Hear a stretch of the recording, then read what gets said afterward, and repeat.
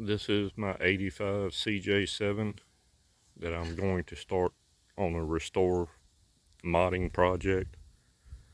I've had it since about the year 2000, and around 2012 it had a problem with the fuel sending unit and I couldn't get gas to the engine, and I just parked it, and then life happened.